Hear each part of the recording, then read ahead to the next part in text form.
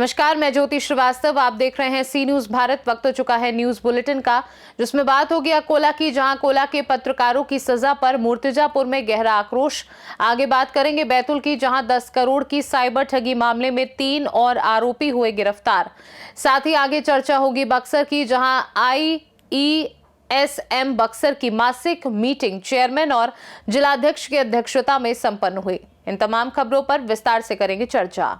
मूर्तिजापुर जिला अकोला तालुका के सभी पत्रकार बंधुओं ने विधायक अमोल मिटकारी को विशेषाधिकार हनन के मामले में विधान परिषद द्वारा 5 दिन की जेल की सजा सुनाए जाने पर अपना गहरा आक्रोश व्यक्त किया और महाराष्ट्र राज्य के मुख्यमंत्री के नाम उप विभागीय अधिकारी कार्यालय मूर्तिजापुर में एक बयान प्रस्तुत किया। ये कार्यवाही क्रूर राजनीतिक तानाशाही पैदा करने का प्रयास है और पत्रकारों को तत्काल न्याय नहीं मिलने पर जेल में विरोध प्रदर्शन करने की चेतावनी दी गई है। मूर्तिजापुर के पत्रकार बंधुओं ने सार्वजनिक रूप से इस कृत्य की निंदा की है और कहा है कि ये मामला बेहद निंदनीय है और इसके माध्यम से लोकतंत्र के चौथे स्तंभ के अस्तित्व पर सीधा हमला किया गया है। इस बयान में यह भी स्पष्ट किया गया है कि आंदोलन से उत्पन्न होने वाली किसी भी स्थिति की सारी जिम्मेदारी सरकार और प्रशासन की होगी। काय होतं की पत्रकारांवर हल्ले होत होते, परंतु आता त्या हल्ल्यांच्या संदर्भात आपण शासनाकडे न्याय मागत होतो। आता शासनच पत्रकारांवर हल्ले करायला लागला आणि ते विधिमंडळासारख्या सभागृहातून आणि अधिवेशन सुरू असताना, अधिवेशन सुरू असताना जर पत्रकारांवर अशा पद्धतीचे हल्ले होत असतील, हक्कभंग आणणं म्हणजे हल्लाच आहे एक प्रकारचा तो पत्रकारावरचा, आणि हा अशा पद्धतीने जर पत्रकारांवर अन्याय होत असेल तर मग आता शासन तर आपल्याला न्याय आपण मागतो शासनाकडे, आणि शासनच जर आपल्यावर हल्ले करत असेल तर आता आपण न्याय मागायचा कोणाकडे? मग अशा परिस्थितीत आपल्याला काय करावं लागेल की आपली ताकद वाढवावी लागेल। आपली ताकद वाढवावी लागेल म्हणजे आपलं संघटन वाढवावं लागेल, आपलं संघटन मजबूत करावं लागेल, आणि पत्रकारांनी आता वेगवेगळ्या संघटनांच्या गुंताळ्यात न अडकता एक पत्रकार म्हणून संघटित राहणं आवश्यक आहे। पत्रकार म्हणून पत्रकार जेव्हा संघटित राहील तेव्हाच तो त्याच्यावर होणाऱ्या हल्ल्यांचा प्रतिकार करू शकेल। आता शासनही त्याच्या बाजूला नाही। शासनाने आता कायदाही केलेला आहे कायदा आधीच। आता कायदा करणारं जे शासन आहे, शासनच जर पत्रकाराला असं आरोपीच्या पिंजऱ्यात उभं करत असेल तर मग काय करणार?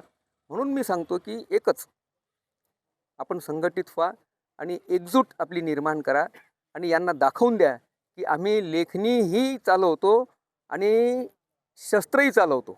मग जर काम पडलं तर आम्ही रस्त्यावर उतरू आणि आमच्या न्यायासाठी आम्ही झगडू। आतापर्यंत आम्ही सर्वसामान्यांच्या न्यायासाठी आमची लेखणी झिजवत आलो, आणि आज आमच्यावर जर असा अतिप्रसंग होण्याचा प्रयत्न होत असेल, करण्याचा प्रयत्न होत असेल तर मात्र आम्हाला आता हल्लेखोरांच्या सोबतच शासनाला देखील आव्हानाची भूमिका।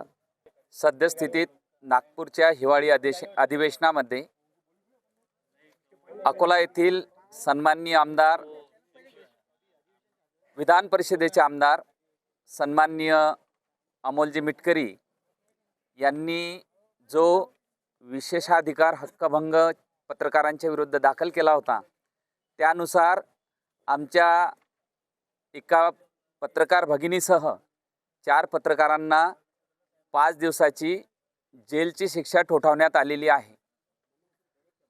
अमोलजी मिटकरी हे आमचे घरचेच एक सदस्य आहेत, परंतु त्यांनी असं आपल्याला दुर्दैवाने म्हणावं लागेल की त्यांनी आपल्या मिळालेल्या अधिकारानुसार पत्रकारांवर अंकुश आणण्याचा आणि त्यांचं मनोधैर्य खच्ची करण्याचा प्रयत्न यातून केलेला आहे असं दिसून येते।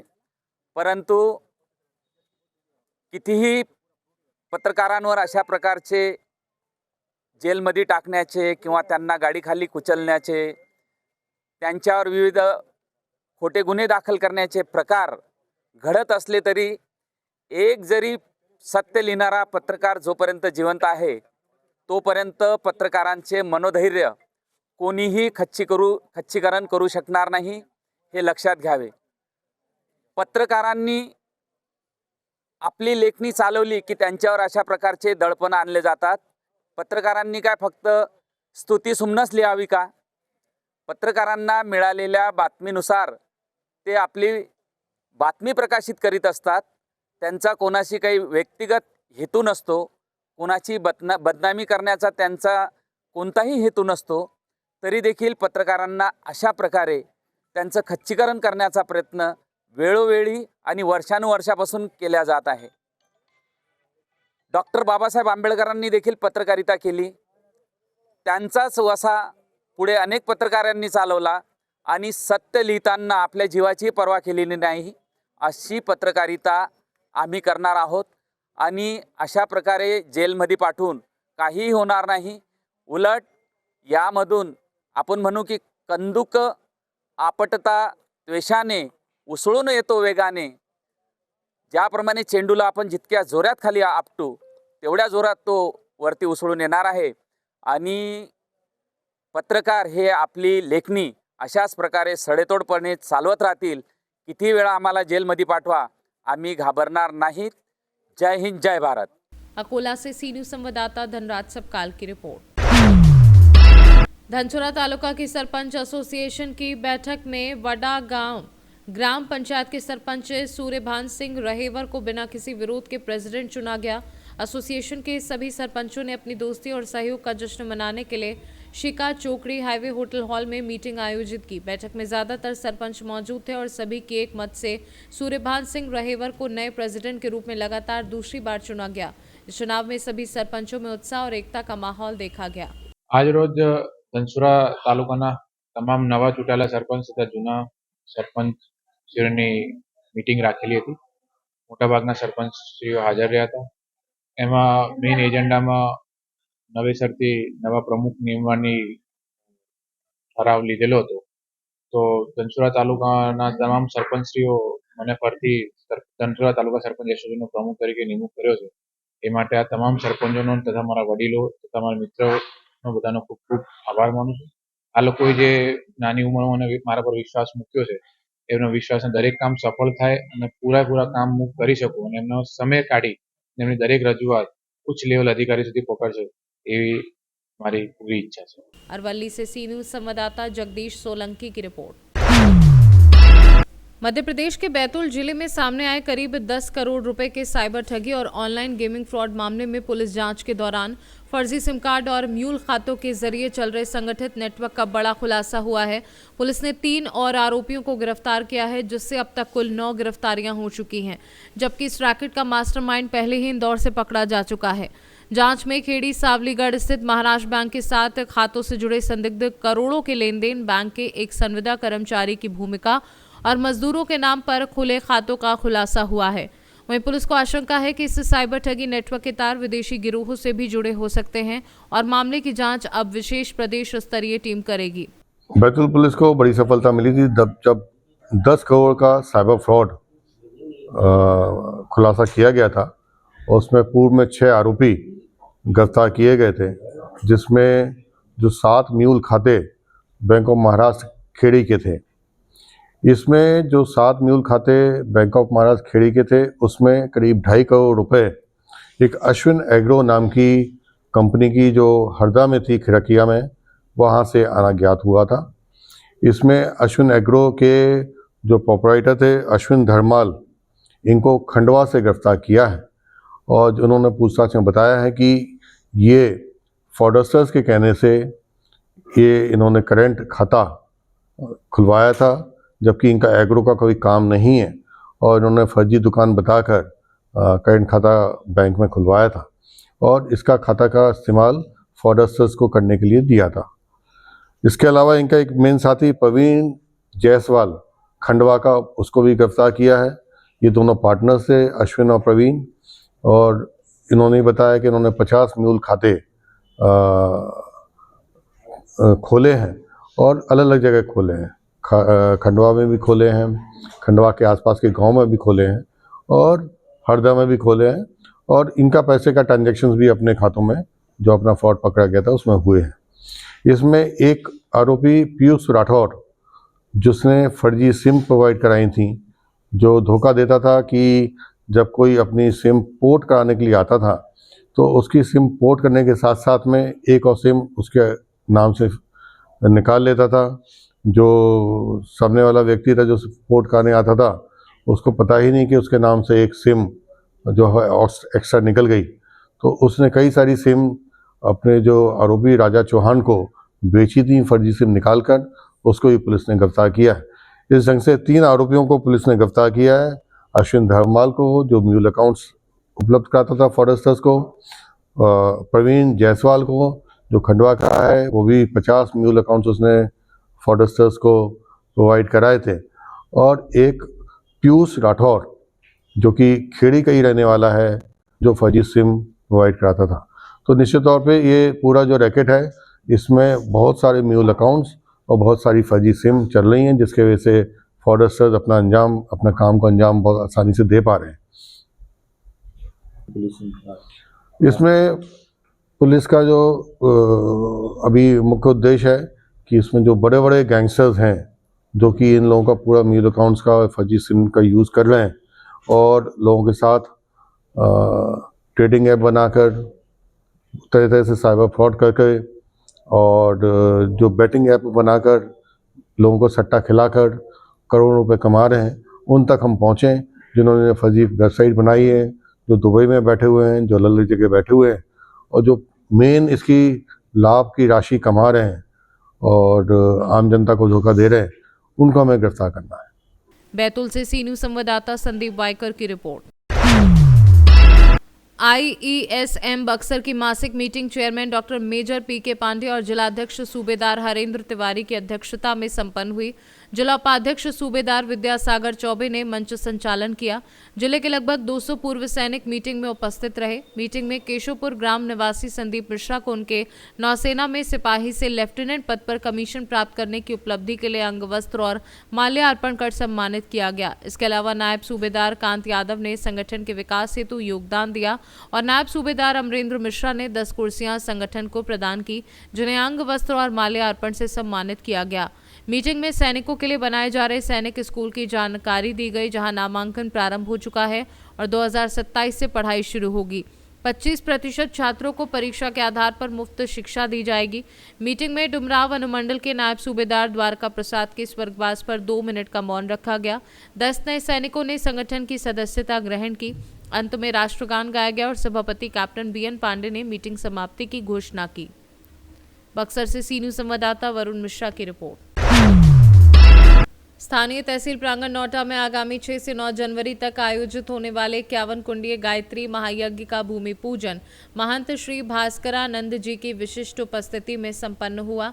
भूमि पूजन कार्यक्रम का संचालन और पूजन का कर्मकांड पंडित दिनेश दुबे द्वारा कराया गया। महंत श्री भास्करानंद जी ने गायत्री परिवार के कार्यों की भूरी भूरी प्रशंसा करते हुए कहा कि गायत्री परिवार के लोग वास्तव में मानवता की ही सेवा करके राष्ट्र जागरण का कार्य कर रहे हैं। जिला समन्वयक BP गर्ग ने भी भूमि पूजन के महत्व पर अपनी बात रखी। कार्यक्रम में हिंडोरिया से राजकुमारी सिंह, तेंदुखेड़ा से डॉक्टर JP खरे, दमोह से पंकज हर्ष श्रीवास्तव, अर्जुन लाल पटेल सहित जिले भर से सैकड़ों कार्यकर्ता उपस्थित रहे। आभार प्रदर्शन भाव सिंह लोधी द्वारा किया गया। दमोह से सी न्यूज संवाददाता संतोष मोदी की रिपोर्ट।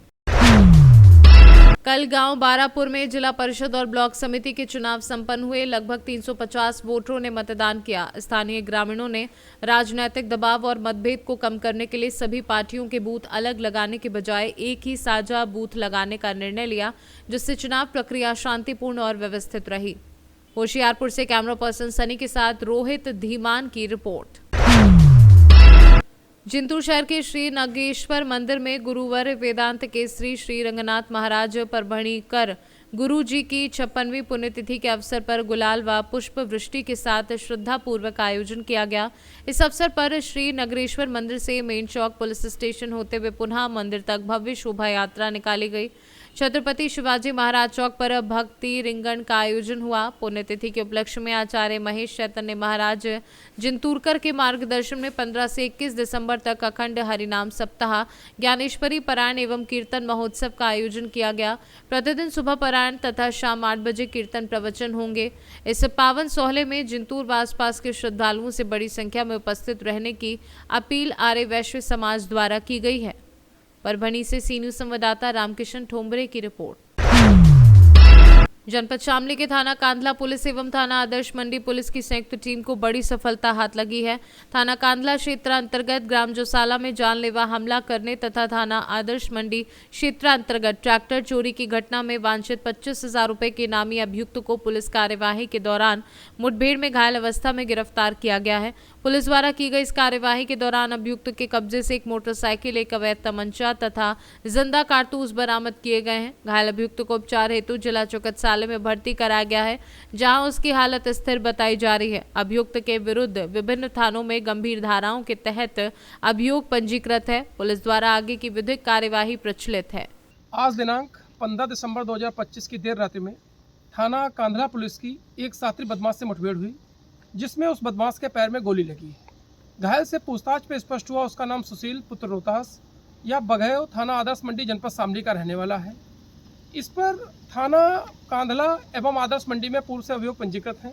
या थाना कांधला में जानलेवा हमला एवं थाना आदर्श मंडी में ट्रैक्टर चोरी में पूर्व से वांछित चल रहा था। इस पर पुलिस अधीक्षक महोदय शामली के द्वारा पूर्व में 25,000 का इनाम घोषित किया गया था। इसके कब्जे से एक मोटरसाइकिल पैशन प्रो, 315 बोर का तमंचा, जिंदा कारतूस, खोखा कारतूस आदि बरामद हुए हैं। घायल से पूछताछ एवं अन्य विधिक कार्रवाई की जा रही है। शामली से सीनू संवाददाता अविनाश शर्मा की रिपोर्ट। अंतर्राष्ट्रीय कथावाचक एवं कथाव्यास दिलीप कृष्ण भारद्वाज महाराज के पावन श्रीमुख से दोस्तपुर क्षेत्र में भव्य श्रीराम कथा का शुभारंभ हुआ। ये धार्मिक आयोजन भारतीय उद्योग व्यापार मंडल दोस्तपुर के बैनर तले आयोजित किया जा रहा है। यह आयोजन भारतीय उद्योग व्यापार मंडल के प्रदेश महामंत्री रविंद्र त्रिपाठी की प्रेरणा से तथा कथा आयोजनकर्ताओं राकेश अग्ररी, सौरभ अग्ररी के कुशल प्रबंधन एवं संयोजन में 15 दिसंबर से 21 दिसंबर तक आयोजित किया जा रहा है। आयोजन के समापन अवसर पर 22 दिसंबर को विशाल भंडारा एवं प्रसाद वितरण किया जाएगा। श्री राम कथा के शुभारंभ से पूर्व आज एक भव्य कलश यात्रा निकाली गई, जिसमें श्रद्धा, भक्ति और आस्था का अद्भुत संगम देखने को मिला। इस अवसर पर व्यापार मंडल अध्यक्ष अजय सोनी, रजनीश सिंह, दिनेश सिंह अग्निवंशी व सैकड़ों राम भक्त उपस्थित रहे। श्री राम कथा दोस्तपुर में चल रहा है। यहाँ प्रदेश के महामंत्री रविंद्र त्रिपाठी जी, भारतीय उद्योग व्यापार मंडल के प्रदेश कथा की योजना यहाँ पर आज 15 दिसंबर से 22 दिसंबर तक श्री राम कथा, 21 तक राम कथा चलेगी जी। और भंडारा जो है वो 22 दिसंबर को होगा। यहाँ दोस्तपुर के समस्त व्यापार मंडल की तरफ से, भारतीय उद्योग व्यापार मंडल की तरफ से हमारे अजय सोनी अध्यक्ष हैं, हमारे रमेश अग्रहरी जिला अध्यक्ष और यहाँ के अन्य व्यापारी एवं सामाजिक कार्यकर्ताओं की तरफ से यह आयोजन किया गया है, जिसमें जो भारतीय उद्योग व्यापार मंडल के बैनर तले कराया जा रहा है। मुख्य रूप से प्रबंधन का कार्य हमारे राकेश अग्रहरी जी जिला कोषाध्यक्ष हैं। इनके मुख्य प्रबंधन में यह पूरी राम कथा चल रही है और सारे लोग, हम सभी लोग आपके सहयोगी हैं। आज योजना क्या था? आज सुबह कलश यात्रा राकेश अग्रहरी जी श्री रामचरितमानस की महाग्रंथ को लेकर आगे आगे चले। सब हजारों की संख्या में हमारी माताएं, बहनें और पुरुष वर्ग के काफ़ी संख्या रही, सब कलश यात्रा में शामिल हुए और कलश यात्रा यहाँ पर दोस्तपुर के पुराने चौक में शिव मंदिर से निकलकर कथा स्थल तक पहुँची, जहाँ पर भव्य कथा स्थल पर कलश पूजन हुआ। उसके बाद आज शाम दोपहर 2 बजे से शाम 7 बजे तक कथा का आयोजन हुआ, जिसमें हमारे वृंदावन के आदरणीय दिलीप कृष्ण भारद्वाज जी, जो एक वरिष्ठ प्रचारक भी रहे राष्ट्रीय स्वयंसेवक संघ के, उनके मुखारबिंदों से लोगों ने कथा सुनी। कथा को लोगों ने बहुत सराहा और आज 500 लगभग संख्या थी। कल ये संख्या 1000 के ऊपर चल रहा। कथा जो है 2 बजे से लिखा गया, लेकिन 3 बजे महाराज जी मंच पर आ जाते हैं और 4 घंटे कथा होती है। 7:30 तक कथा चलेगी कल से। 3 से 7 जी, 3-7 निर्धारित है, 10-20 मिनट आगे पीछे, मतलब आगे ही चलती है कथा। भीड़ के लगे कल के लिए क्या निर्धारित किया गया है? भीड़ कल ज़्यादा रहेगी, प्रशासन मुस्तैद है और कहीं कोई समस्या नहीं है। कथा सुचारू रूप से बेहतर ढंग से चल रही है और कथा में भीड़ अपने आप आती है। जिनको जो धर्म प्रेमी है, जो कथा प्रेमी है, वो कथा सुनने आते हैं, वो आएंगे। आज पहला दिन था, पहले दिन में जो संख्या थी वो सराहनीय है, कल की संख्या प्रशंसनीय रहेगी। राकेश जी कबाड़ वाले के नाम से यहाँ जाने जाते हैं, हाँ, क्या कहेंगे? नहीं, राकेश जी कबाड़ वाले हमारे जिले के कोषाध्यक्ष हैं और आपका सरिया, लोहे का आदि कई व्यवसाय हैं, लेकिन कि सही बात है, राकेश कबाड़ी के नाम से प्रसिद्ध हैं। यहाँ जाने जाते हैं। जो राकेश कबाड़ी के नाम से जाने जाते हैं, तो राकेश जो है जैसे समाज में इस समय मोदी जी सफाई अभियान चल रहे हैं, तो इसलिए जो कूड़ा करकट रहता है उसको कबाड़ में आप खरीदते हैं। सफाई मोदी जी के सपनों को साकार कर रहे हैं, समाज से गंदगी की सफाई करके और उसको जो है अच्छा बनाने के लिए काम करते हैं। एक सराहनीय कार्य कर रहे हैं राकेश जी। सुल्तानपुर से सी न्यूज़ संवाददाता दिनेश सिंह अग्निवंशी की रिपोर्ट। कादीपुर विधानसभा क्षेत्र के अंतर्गत Dostpur Shri PM composite junior high school Dostpur में दिव्यांगजनों के सशक्तिकरण को लेकर एक महत्वपूर्ण कार्यक्रम आयोजित किया गया। कार्यक्रम में कादीपुर विधायक राजेश गौतम ने मुख्य अतिथि के रूप में उपस्थित होकर दिव्यांग छात्र छात्राओं को कृत्रिम सहायक उपकरण एवं ट्राईसाइकिल का वितरण किया। कार्यक्रम के दौरान कुल 146 दिव्यांग लाभार्थियों को ट्राईसाइकिल प्रदान की गई। इस अवसर पर विधायक राजेश गौतम ने कहा कि सरकार दिव्यांगजनों को आत्मनिर्भर बनाने के लिए प्रतिबद्ध है। कार्यक्रम के दौरान दिव्यांग लाभार्थियों एवं उनके परिजनों के चेहरों पर खुशी की लहर साफ दिखाई दी। सुल्तानपुर से सी न्यूज़ संवाददाता दिनेश सिंह अग्निवंशी की रिपोर्ट। न्यूज़ बुलेटिन में फिलहाल के लिए इतना ही। देश दुनिया की बाकी खबरों को जानने के लिए आप देखते रहिए सी न्यूज़ भारत।